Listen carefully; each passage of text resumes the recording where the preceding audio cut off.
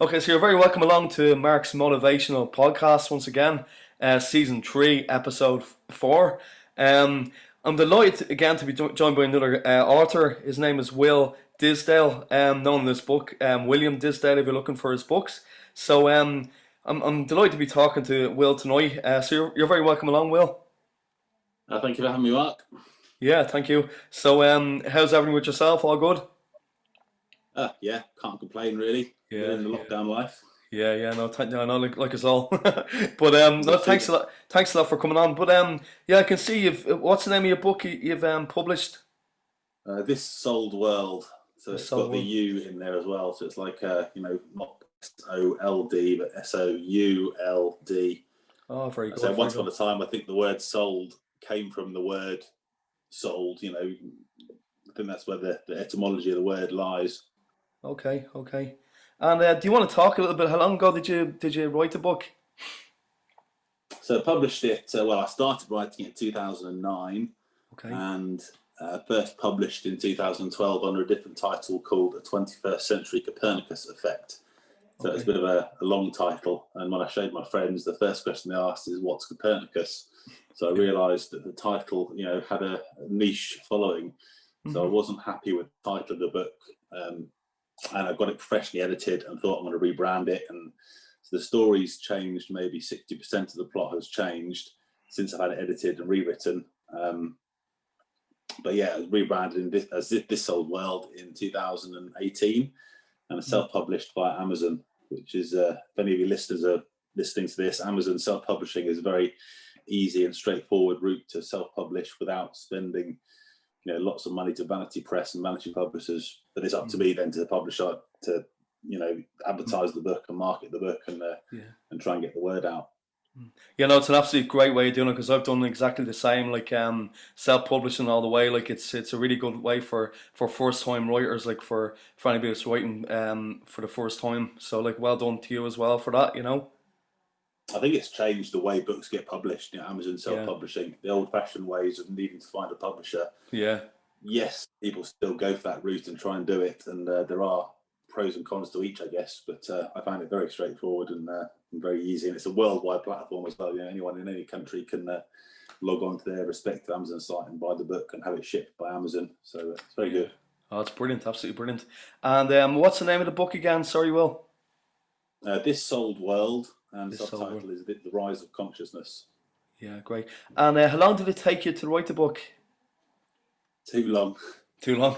So Yeah. 2009 is when I started, and I'd say it's taken me about 10 years, but it's been a labour of love. I've been Mm, tinkering on it and working on it, quite a lot of my time. It's been quite nice to actually escape the real world and yeah. disappear into the book and keep writing. It's kind of Mm, sad when I finished it, but yeah. maybe I'll write another one. Oh yeah, well done. Like that's great. Because and how how did you kind of structure the writing of it? Did you kind of have a kind of a way to write the book? Did you kind of have a structure of writing yourself, Will, that you Not followed? really. I just kept telling myself, sit down in front of the laptop, open it, and see what happens. If I can get to Yeah. that stage of actually sitting down with the laptop open and the Word Mm, document there, yeah. I would then start to write. The hardest bit is opening the laptop and going through the ritual of having to write. So I just made a Mm, point of at least get the laptop open, mm, and I'm lucky to have finished it. Many people start books and don't finish, so hmm. I'm very fortunate and I count myself fortunate that I managed to write a book and finish. Yeah, congratulations. And I can see that you're involved. You got involved in motorsports as well. Yeah, so I started university and graduated with a PhD. And Mm, while I was doing the PhD, I got involved in motorsport, doing it and competing in it. very And good. I took part in the Porsche 924 Championship for Wow. 3 years. Yeah. So normally when people get their PhDs, they go off and go into business and things. But I found my love and I got involved in motorsport instruction. So I Wow. became an instructor for ended up being about 8 years all in. Loved it. It's a perfect way to write in the PhD because you can leave the work behind you. As soon as the Mm, day's finished on the racetrack, you don't have to take any of that stress home with you. It's done. So it's a very mm. nice way to write the book. And plus, it wasn't 9 to 5 Monday to Friday, so I might have 2 days off or 3 days off, or when the winter comes around, I might have a month off. Yeah. So it's very handy to actually write the book, and also met a lot of characters and a lot of interesting characters I met along the way. Hmm. Great people. Oh, brilliant. Yeah, like I agree with you 100% there, Will. Like it's great to have, even if you're working full time, to have some kind of outlet, whatever it is, be it music or anything like that. So yeah, that's great. Yeah, and so you got fairly serious in the motorsports world, didn't you? Like the 924 championship, um, in the motorsports. It sounds, yeah, I'm very blessed to have the chance to do it and stuff. I mean, me and my dad used to take a transit van up with the car on the back of a trailer, Yeah. unpack the trailer, sleep in the transit van overnight and do the racing on the weekend, and then drive back home on the Sunday evening. But they called it the poor man's Porsche, the Porsche 924. So it was a nice, cost-effective way of going racing, and it's a passion I've had ever since I've been a small boy. I can remember being 5 years old, having a little fake steering wheel that I'd hold and I'd pretend to steer around the corners and stuff. So I've been interested in motorsport ever since I was tiny, and luckily Yeah. I did quite well at it and won a few races. And almost won the championship, but it's one that got away from me. I heard, But look. on the back of that, I managed to get into motorsport instructing, and as I say, I had 8 years of not really working. Really, it was more like having fun and getting paid for it, which was Great. fantastic. Yeah, that's what everybody wants, isn't it? Everybody The wants a dream bit job. of that. Yeah, yeah. And yeah, so I can see there, by chance you had a darkness, maybe for 6 months period, getting bogged down into conspiracy theories. And do you want to talk a little bit about that? Like, if you want to talk a little bit about that, Will. Well, I blame Dan Brown. So Dan Brown, I read Da Vinci Code Okay. and fascinated by it. I started reading the first page and didn't stop till I finished the last page, and it just got me thinking: is there a secret out there that's being sort of hidden from society? Now I Yeah. know it's a fiction book, and it's not a real book, but it just got me asking the question: is there a secret out there that's Mm. from humanity, maybe? And then, as I said, by chance, I said I was doing the motorsport there, and I was looking from Porsche 924s. I was looking at the Carrera Cup as a possible, stepping stone. And I just started searching, Porsche 911 Carrera Cup, and this was in 2005. So about the middle of the PhD, I was doing this, and a link came up saying 911, and it was something called Loose Change, a documentary about conspiracy theories. And I wasn't into conspiracy theories at all. No. In actual fact, I thought the guys that wrote it were, disrespectful. It's, people died that day, and Yeah. I watched it just for the sort of sadistic. I wanted to see what sort of conspiracy theorists these nutters were talking about. Mm.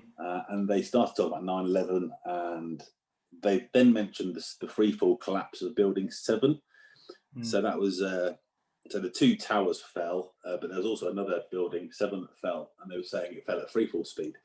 And having a background in physics and knowledge of what Newton's freefall equations are and the gravitational constant, I kind of came to the conclusion that there must have been some mechanism to get rid of the resistance from the structure below, because it fell.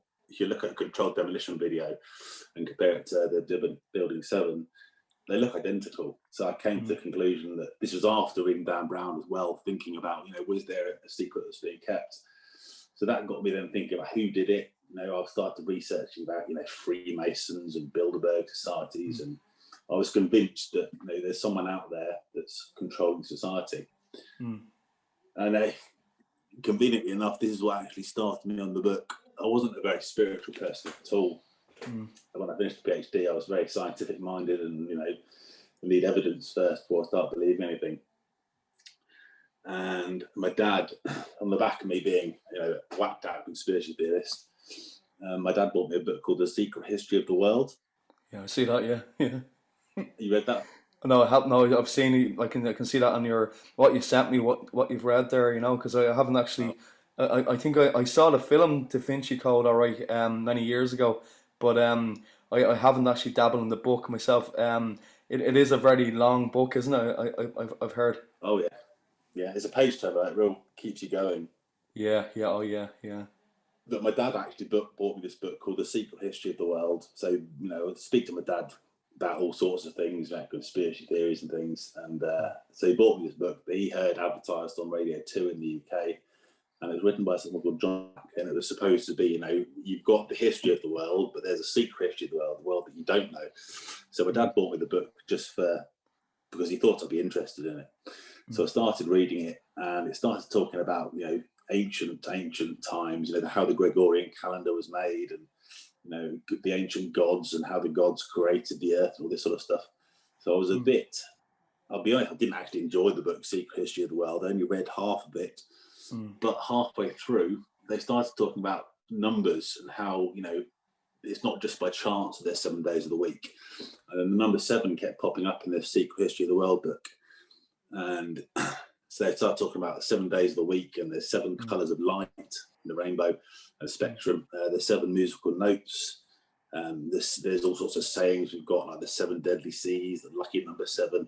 So number 7 kept on popping up. And I found it quite bizarre how this number 7, I'd never really thought about it before. And as I was reading, I looked outside our French windows there into our garden. I saw 7 magpies. I don't know if you know the rhyme. I don't know why I know it either. But it's one for sorrow, 2 for joy. Oh yeah. 3 for girl, 4 for boy. Yeah. 5 for silver, 6 for gold, 7 for a secret never to be told. So there I was reading this book about the secrets of the world with the number 7 recurring, thinking about all the other 7 analogies you've got. And then there I was, you know, counting the magpies and seeing 7 for a secret never to be told. So I was a bit, I wouldn't say shook up, but I was a bit stunned by it. That's a coincidence. Yeah. And then as a side to this, so I'm going to leave that there and then talk about something else for a bit, but I'll come back to the number 7. I don't know if you've heard of a guy called Dave Gorman, comedian. Sorry, I lost you there a bit. What was the name of the comedian? Have you heard of a comedian called Dave Gorman?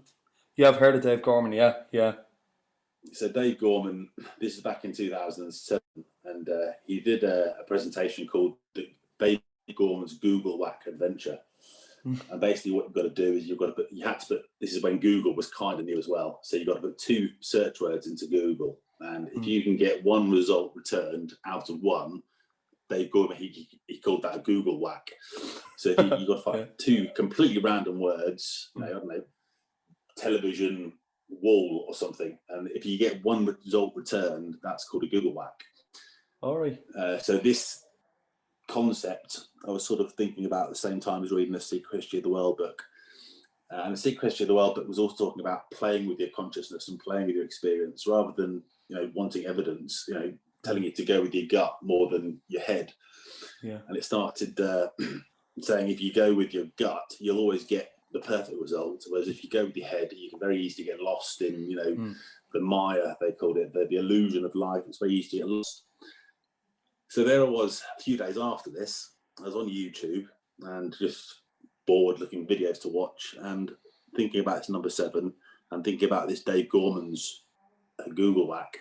I thought I'd try and put number 7 into YouTube and see what it returned. And it returned, you know, 20 million hits with the number 7. Oh so then I tried to put another 7 in and search again, and the 20 million hits comes down to 10 million, and I put another 7 in, and it slowly narrows it down. So I thought I'm going to keep on putting a 7 in until I get 1 hit returned on YouTube out of 1, and, you know, just following my gut, not because I knew what was going to happen. So after I put about 20 7s in and hit search, I managed to get 1 result returned on YouTube, and my chin dropped as I saw it was a documentary called The Secret, which was bizarre. So that was my chin drop moment. But then The Secret had just been launched. I think Rhonda Byrne was the author of it, of a book called The Secret. But anyway, it picked up this video, The Secret, because it was video 7 of 10. So someone had split the video into 10 parts, and I found video 7 of 10. And it starts talking all about, you know, what you visualize and what you think about is what you're going to see in your experience. Yeah. So there I was thinking, my imagination isn't really an internal monologue of, you know, for my own private entertainment. It's actually linked to your experiences, so you can almost think thoughts become things, is what this documentary was saying. So this was such an astounding coincidence to me. Had I watched it any other way, I'd be like, yeah, whatever. But because I watched it by just following my intuition or following my gut, that sort of stopped me in my tracks and sort of veered my life away from my scientific upbringing and my scientific I need evidence mentality, Yeah.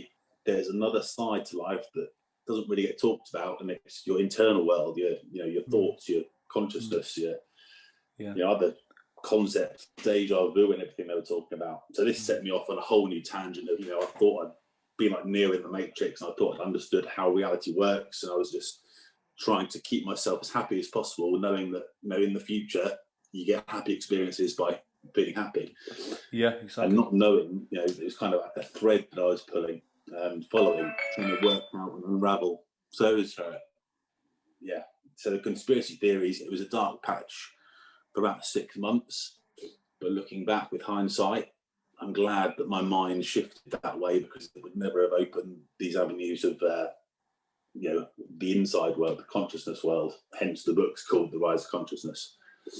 Yeah, that's great. It's fascinating because I've read the book based on The Secret, Think and Go Rich. Yeah, You've probably read that yourself, have you? I haven't read it myself, Yeah. no, but I've heard about it. I Yeah, know it exists. it's Napoleon Hill. Like, you should read it. It's really really good. It's actually funny that you should say that, because I found NLP over the last year, and it's really it's very interesting the way you find something new, and it can change your whole outlook on life This is for neuro-linguistic, yeah, neurolinguistic problem. programming, is it? Yeah, kind of Yeah. like I know it's different from what you're saying, but it's just kind of makes sense the way you're saying. Like, when you find a book, or it could be a podcast, it could be anything. It's easy that you can be kind of go down that road very easy of really getting interested in it, can't you, Will? Yeah, oh, yeah. So it's the same sort of thing. Neuro-linguistic programming is Yeah, it's training your mind, yeah, and the mind is primary. What's mm, yeah, outside your mind, your experience, is kind of a result of mm, what your mind has been thinking. So that was the old-fashioned way is thinking your mind is affected by what's outside you. yeah, Yes, it is to some degree, but a lot of it's very easy to think that your mind is built by what's outside you, but at the same time, your mind simultaneously creates what's coming in outside you. So positive people generally have positive lives. mm-hmm. How often have you seen it? Maybe I watch snooker quite a lot, Me and too. normally Yeah, it's the guy who's winning, and the guy who's got lots of confidence just gets the rubber green. yeah. Talking to Ronnie O'Sullivan there. Ronnie O'Sullivan is some player, isn't he? Oh, he's a very good player, Yeah, and he probably yeah, gets a lot of luck to go with it as well. yeah, His yeah. opponents must be, downtrodden, because not only are they struggling to keep up, but they get the bad luck, or the Yeah, apparent bad luck. yeah, yeah. But like, it's funny because the way Ronnie O'Sullivan, he kind of has an area of NLP as well, called oh, what's it called again? Where like mind psychology for the game. It's kind of like sports psychology. You probably heard of it. Like, Yeah, he used that a lot, and that kind of helped his to keep him kind of focused on the game. yeah. I think it's very interesting as well, isn't it? I think all sportsmen have to be confident of what they're doing. Yeah, They've all learned it all their lives, so they've got the skills, but it's having mm, that confidence to know they've got the skills. To become competent, or consciously mm. competent, I think is what they call it. So once they know they're good, they've got to act as if they're good. So the confidence is half the battle, I think. Oh yes, it is. Yeah, it is. And yeah, like, in motorsports must have been a great adrenaline thing. The motorsports, was it? Well, like, going on the track. Loved it. Yeah, yeah, Loved it. Even now, I haven't raced a car, in real mm, life. yeah. Do you still do it? Almost Do you still do it? 50 Yeah. I've got my pod upstairs, we'll call it. So it's like a steering wheel and a seat and Oh, very accelerated good. pedals and stuff. So a screen there. So Mm, you'd be amazed, the simulation software today is so good that it's 99% of the enjoyment for yeah, a fraction of the cost. yeah. They always Agree. say motorsport is the way to make a small fortune in motorsport is to start off with an even bigger fortune and slowly whittle it away, Hmm. because it's an expensive game. Oh yeah, yeah. But yeah, and I see that you travelled around Australia in 2008 and 2009 to 2009. I said that was a great experience, was it? That's fantastic. So this was just Yeah. after I'd had my revelation of my imagination and my internal world Mm, creating my outside experience. And little did I know at the time, but along the journey, I went to Australia. I had a couple of friends that were traveling in Australia anyway, and thought I've got no proper job to go back to, so I could sell my car and just go and travel around Australia. So I did that, not really because I thought didn't think about it too much. Just thought, why not? You know, had nothing to hold back, and I continued with this experience, this this coincidence that had given me the secret on the.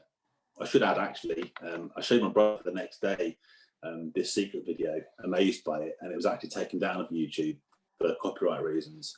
So not only had I managed to follow the sevens and navigate to it by chance, I'd actually got the only day it had been uploaded and then taken down the next day for copyright.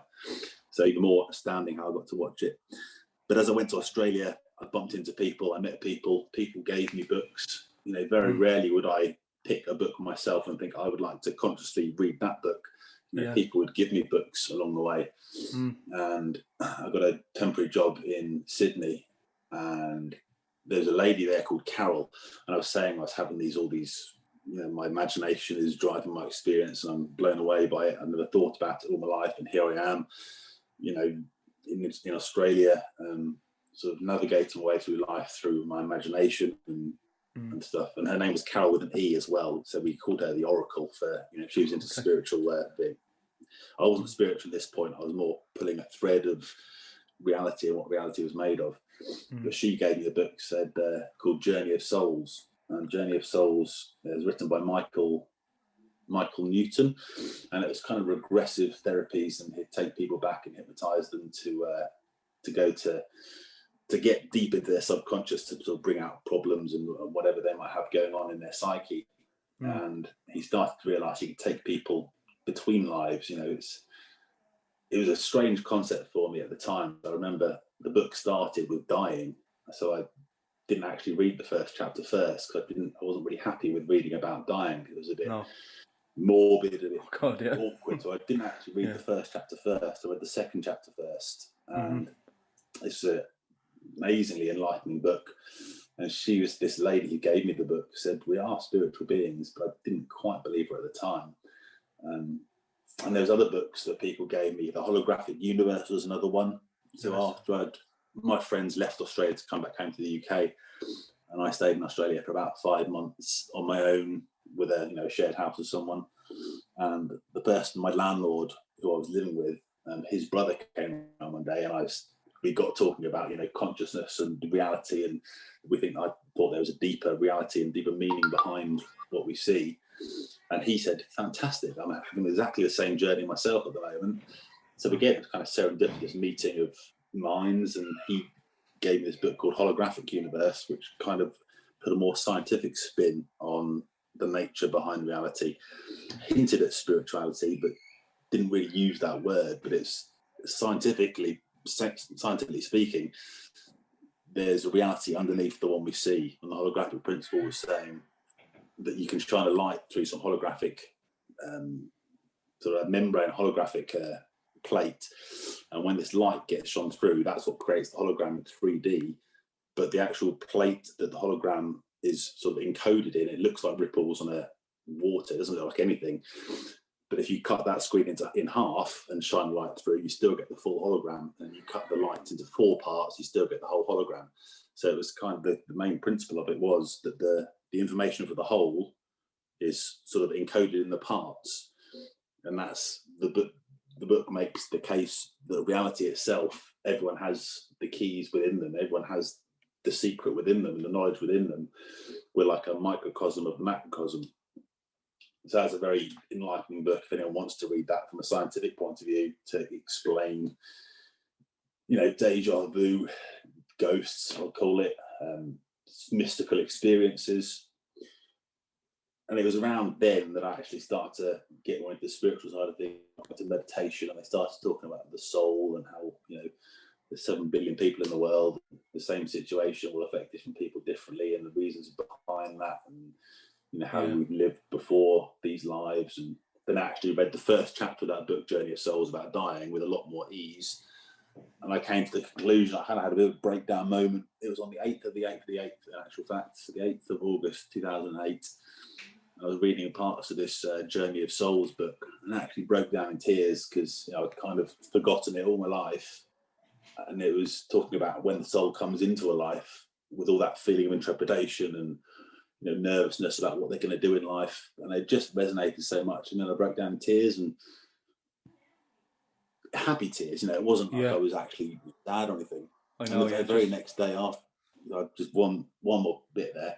The next day after that, I was having my cup of tea on the veranda in Sydney where I was living, and two birds came along. I would go out to the veranda and have a cigarette every morning in Sydney before work.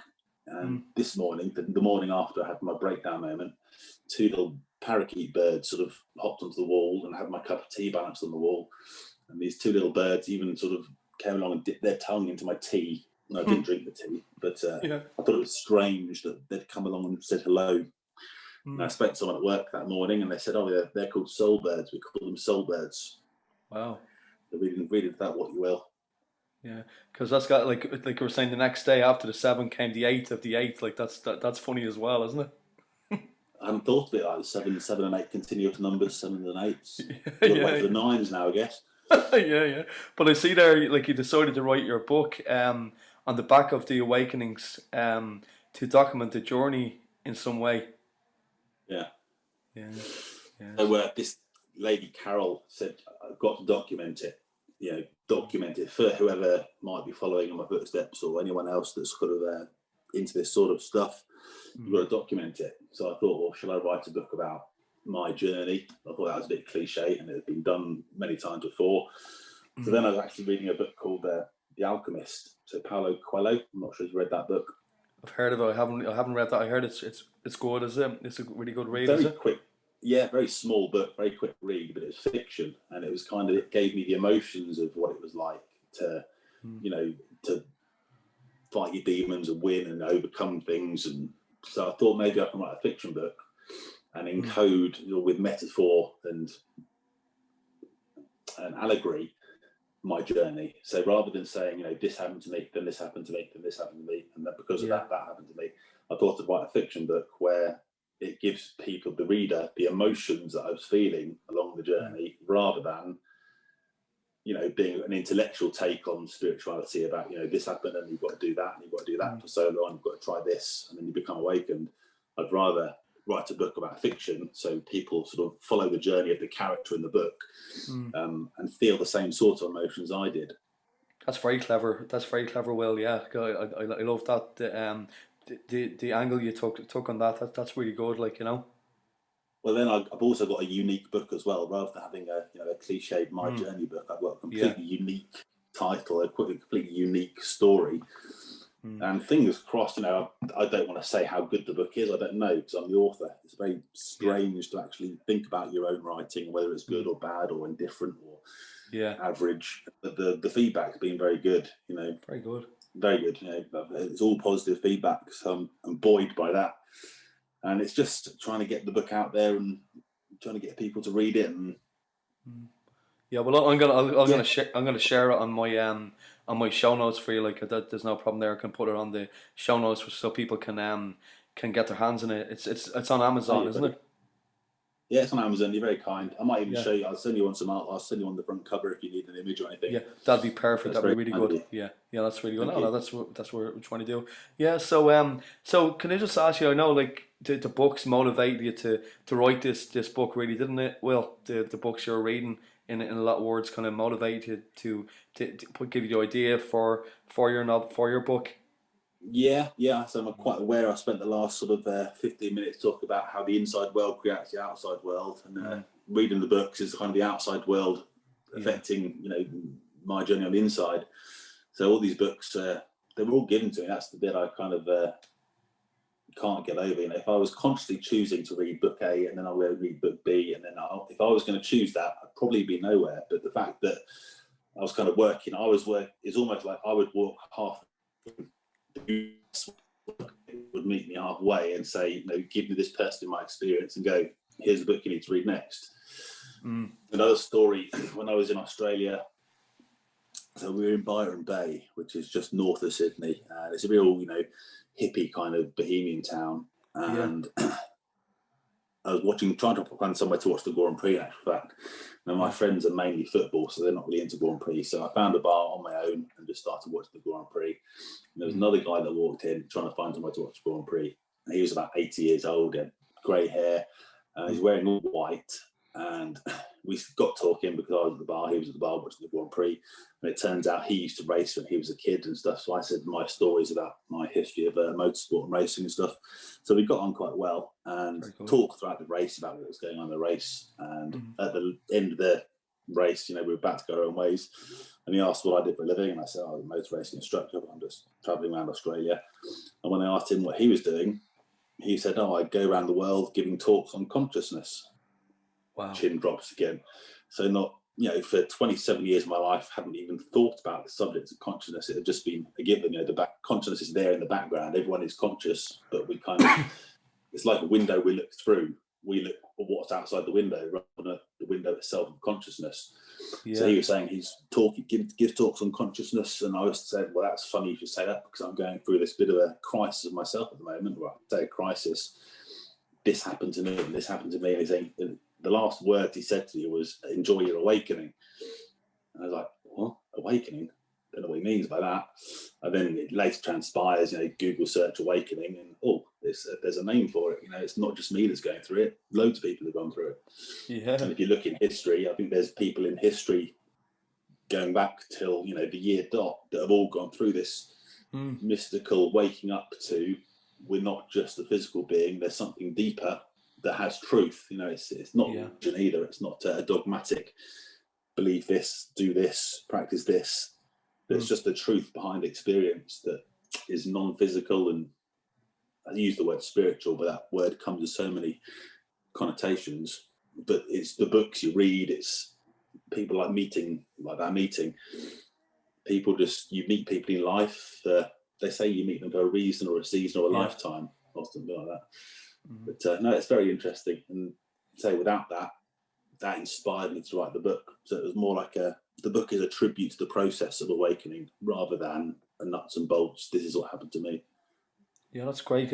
Like that's funny that you met the guy watching the motorsports with you, and he was there to kind of what your interest at the time. He was actually coming over and teaching it. That's gas. That's funny, isn't it? It is mad. It really is crazy. Yeah. I think that's just the way the world works, but we forget it because we're so being trained to what the TV tells us, what the radio tells us, what society tells us, and we believe in to a large degree when you're a child and growing up through adolescence, you've got to believe that stuff to survive. You need to know that you don't cross the road when they're busy. You need to know all sorts of other stuff to survive. But once you get there and you're on your own 2 feet in life and you become in inverted commas an adult, we kind of forget that we're only so much as we've been told. Yeah, exactly. Yeah, no, that's great because I see you met your wife then through the motorsports back. She's from Ireland and you moved over here back then was it 2014?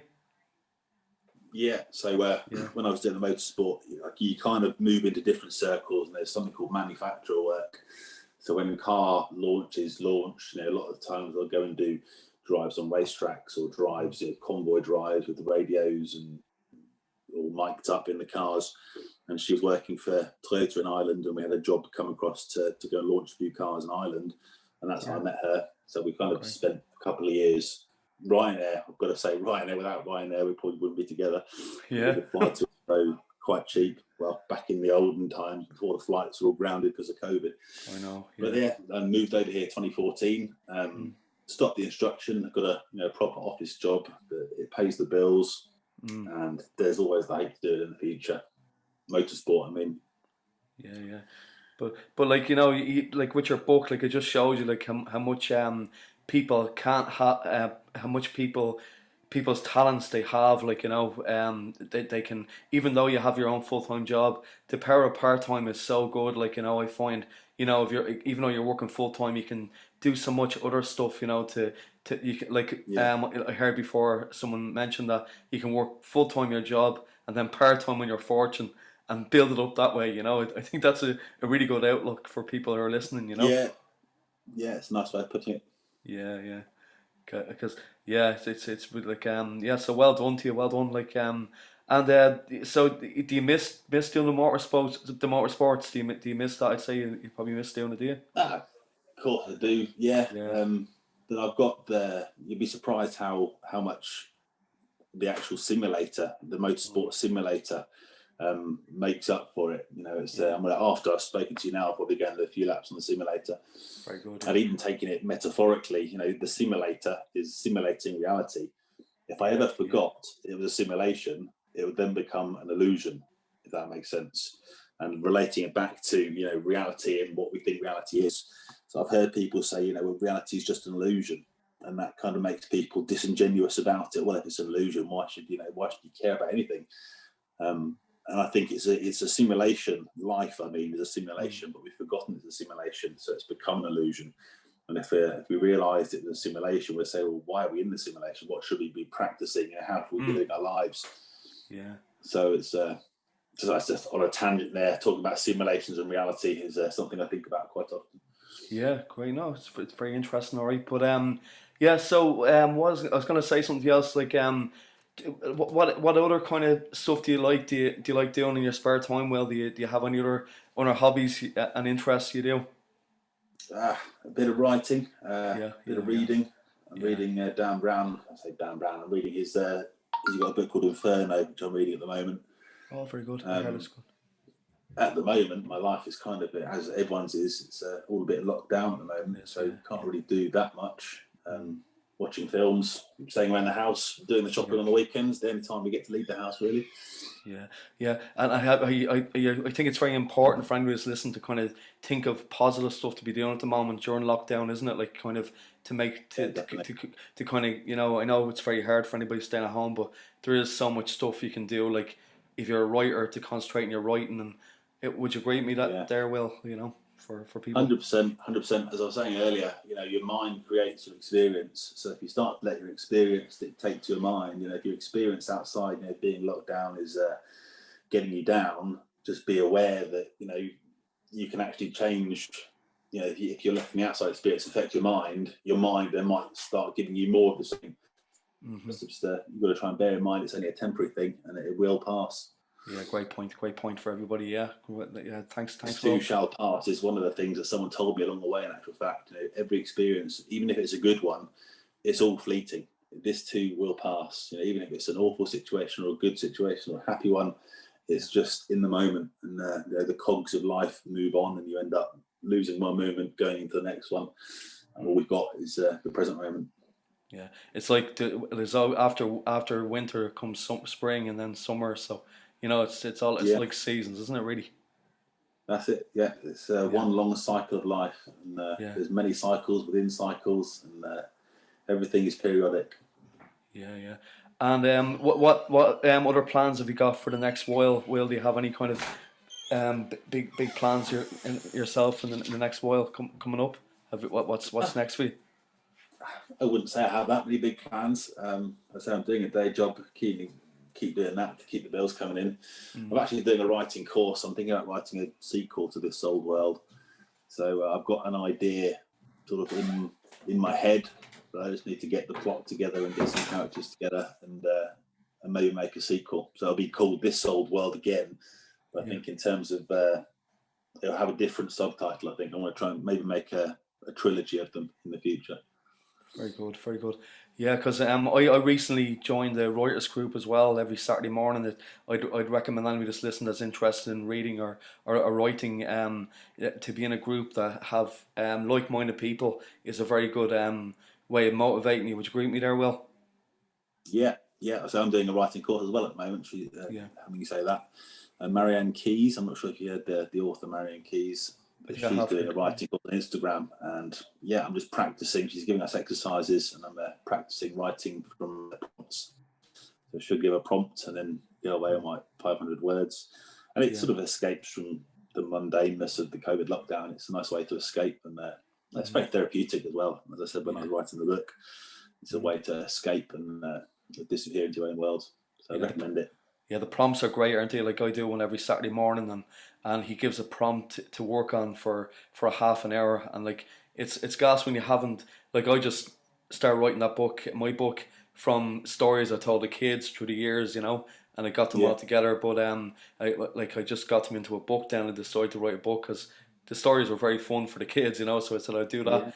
But so like it's different because I never worked with prompts before, but it's great the way he kind of gives you a picture and then a few words at the end of the page, and you have to Yeah, you kind yeah, of think, what if, you kind of have to think, what if this is happening? It's a good way of actually putting a prompt together, isn't it? It's a great way of writing. yeah.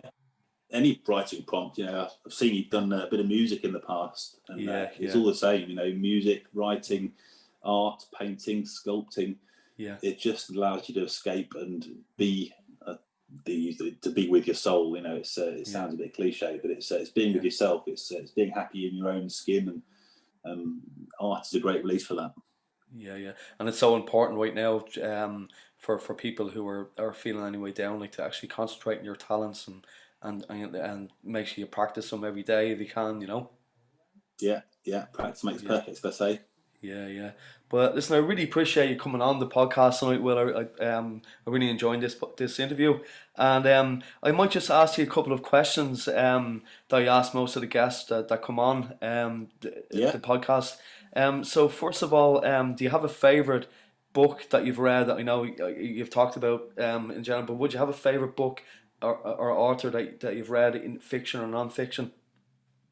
I would say Dan Brown. Dan As Brown, I've yeah, read, yeah, I'm on his last book now. So after that, I guess I have to find another author, wait for him to write another book. But yeah. his writing style is just infectious. You start to read one page, and I just can't put the book down till it's finished. Yeah. I'd say Dan Brown. Oh, very good. Yeah, I must check some of his books out. I haven't read it, so thanks for the for the recommend there. And yeah, cheers. And do you have a favorite movie? What would your favorite film be? Do you have a favorite film? Where do I start? Where do Yeah. I start? So they're probably cheesy, awful pieces of crap, but they're movies that I like. Days of Thunder, Cold Trickle, Tom Cruise. Oh Reminds yeah. me of being a kid. Dazed and Confused, The Goonies. Oh, the These are all Goonies. Yeah, films from when I was yeah, growing up. yeah. Yeah, the Goonies They're is one sort of of feel good films. It takes you back to being a kid. I think that's what I like about them. It just reminds me of yeah. when I was that age. And I'll be there with you. Back to the Future is one of my favorites. All the Back to the the Future future, movies. Yeah. there's some interesting subplots in that film. Interesting subplots. There is. Yeah, yeah. It's There's a actually. metaphor and the meaning behind it. There's meaning behind it. I think, in my opinion. Yeah, there is. It's like, you remember they had, I think it was number three, where they had Skype, on the TV, and that's back years and years ago, and they, like, that Yeah, was one of the things that came through, really, and here we are. yeah. Well, when I don't know if you remember the film when the lady gives him the Marty in Back to the Future One, when she gives Yeah, him the flyer about the clock tower right at yeah, the beginning. Behind her, there's a shop that says it's a third eye, and you've got the triangle with the eye in the triangle. It's kind of mm, I've watched a YouTube documentary about all the little hidden things in Back to the Future, and it's like Robert Zemeckis was trying to tell us something but not telling us it. Giving us a story mm, but not telling us the subplot. Very similar to, I think, what This Old World is all about. yeah, Whether yeah. I whether it's true or not, I'd love to meet him and speak to him, but who knows?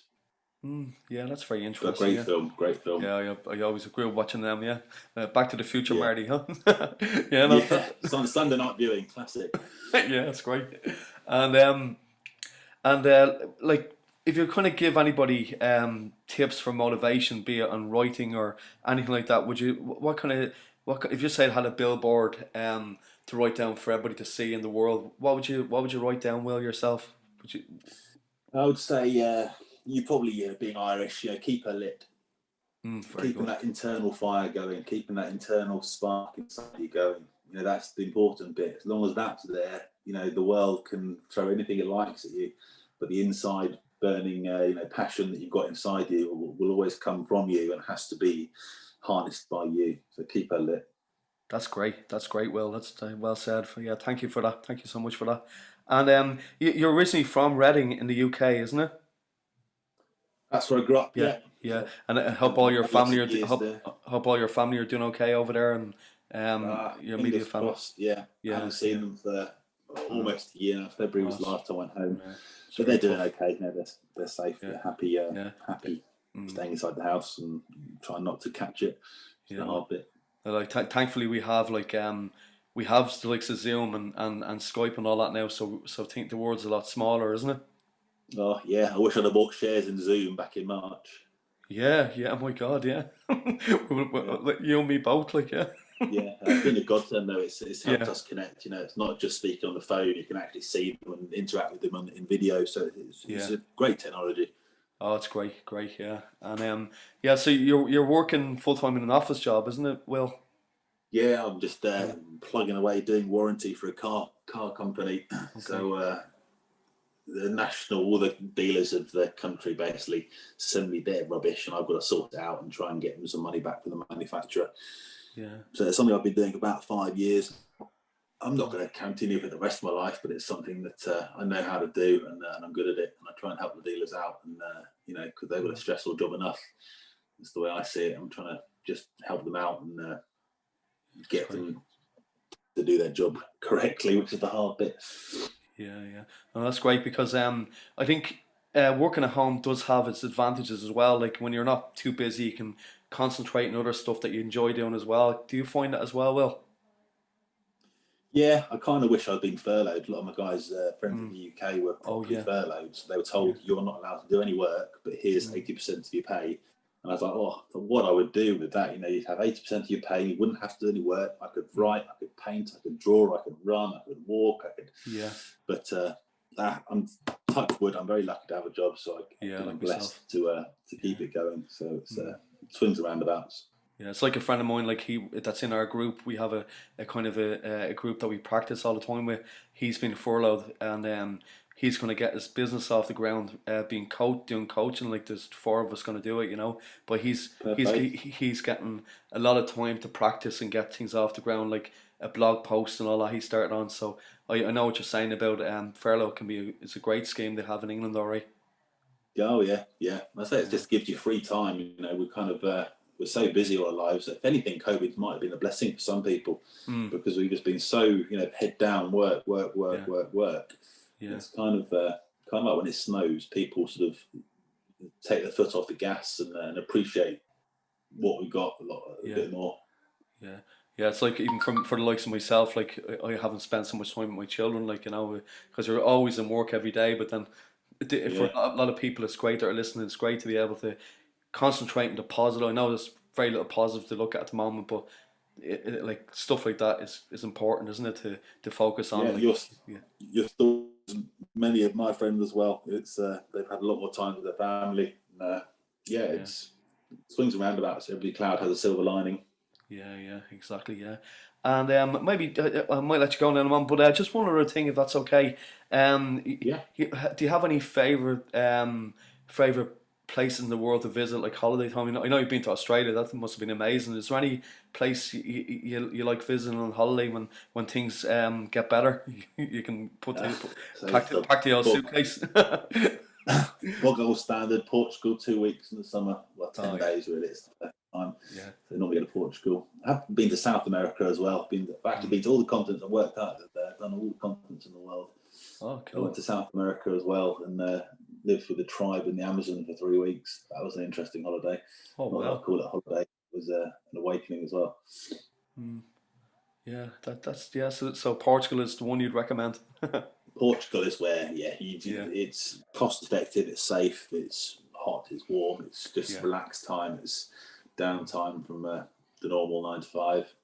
yeah, yeah. That's great. That's great. Yeah. So what you can do is just send me on a link to your book and any pictures, and I can put them on the show notes. Will. That's grand, yeah, that's very kind of you. I should Yeah. also say I guess give the website. Oh yeah. On Go ahead. Instagram and Facebook Yeah, and please. Yeah. Twitter Yeah. under the handle This Old World, all one word. And there's a website for the book, www.thisoldworld.com. So if people are interested in the book or want to find out a bit more about it or read some of the reviews, I'm trying to, as I said, I'm self-published, so I'm trying my best to market it myself. Mm, Whether I'm doing a good job or a bad job is remains to be seen. But if mm. people want to find out more, that's where they can go. And how long is it up now? How long is it on Amazon? How many? It went up on Amazon, I think, December 2018. December 2018. December 2019 it went up, so it's been Yeah. up Yeah. Well, 18 months odd. Well, I hope it's going well for you. I hope it's getting and I hope this will help you as well, get it more noticed out there. as Well, well, fingers Will. crossed. Thank you very much for having me. I'm No problem. And is very there anything I haven't asked you that you'd like to maybe add, Will, today? uh, not that I can think of the top of my head. I think it's been quite a conversational sort of to and fro. Yeah. Unless there's anything else you want to ask me, or Yeah.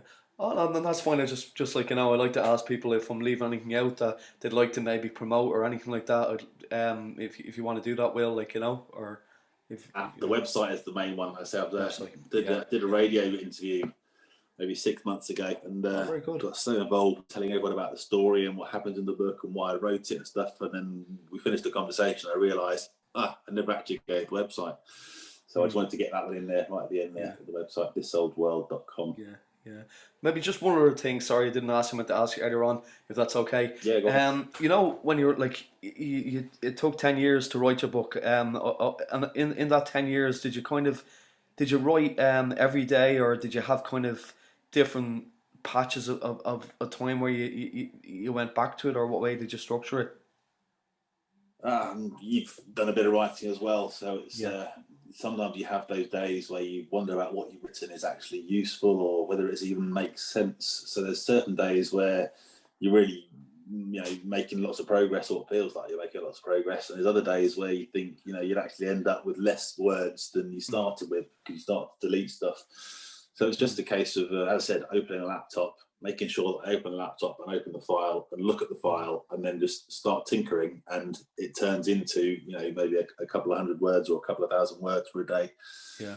So it's just I didn't set a certain amount of time aside every day, but Right. it's just a case of being persevering with it.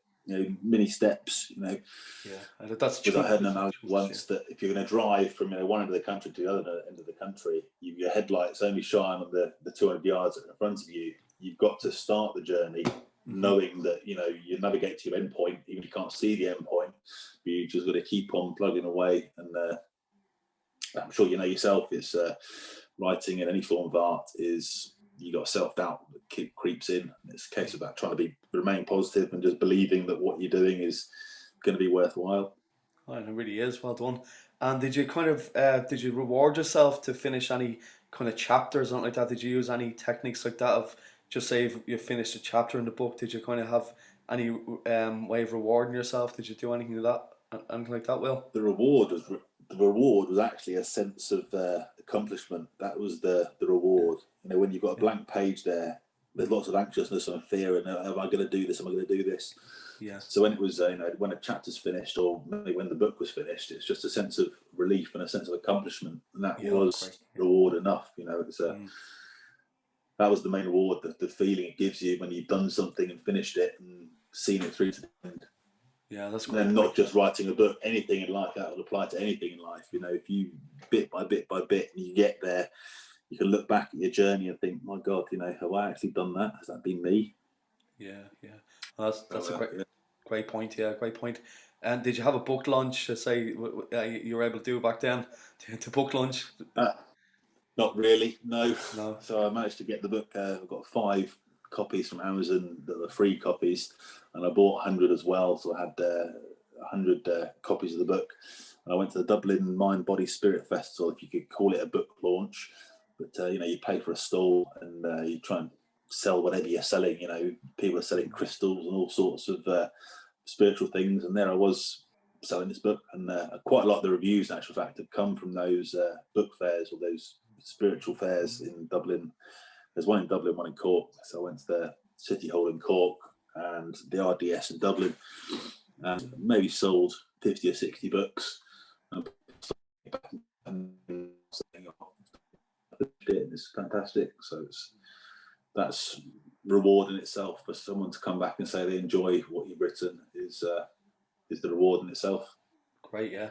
And was that expensive to kind of get a stall like in the RDS? Was it? I said it was not like quite expensive. They gave you options. There was one stall there that was maybe 20 meters by 20 meters, like a shop inside a shop. So I'm sure they paid a couple of grand for it. But then I guess they're going to sell enough to actually make their money back.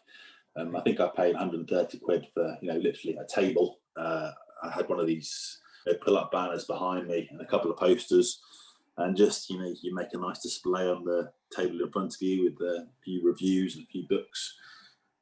And I made the money back. I broke even on the actual event, by doing it, and so that was all I could ask for. And it's a nice way to get in contact with the market, really, which is I was trying to target people who are into spiritual things. But it's anyone that's into fiction, really. It's like it's Back to the Future. It's that sort of feel-good story, where people they enjoy the story as well as the message in the story. So the market is, all humans is the market. It's my target market. Keep it nice and broad. Great, yeah, because that's great for advice for anybody that's listening. That's put a book out there to go to a market like that. So thanks very much for putting that out there. You're welcome. It's a minefield. There's so many different things you can do. You can pay lots of money. You can pay next to nothing. But it's just trying to strike the right balance. Yeah, no, that's great. Yeah, that's great. Yeah. So listen, I really appreciate you coming on tonight, Will. It was a great, very interesting interview. Well, thank you very much for having me, Mark. Yeah, and all the best in your future endeavours as well. Likewise, keep writing, keep making music, keep making art. Okay, thanks, Will. Thank you. Thanks for tuning in. Thank you very much. Cheers, Mark. Thanks. Bye-bye. Bye.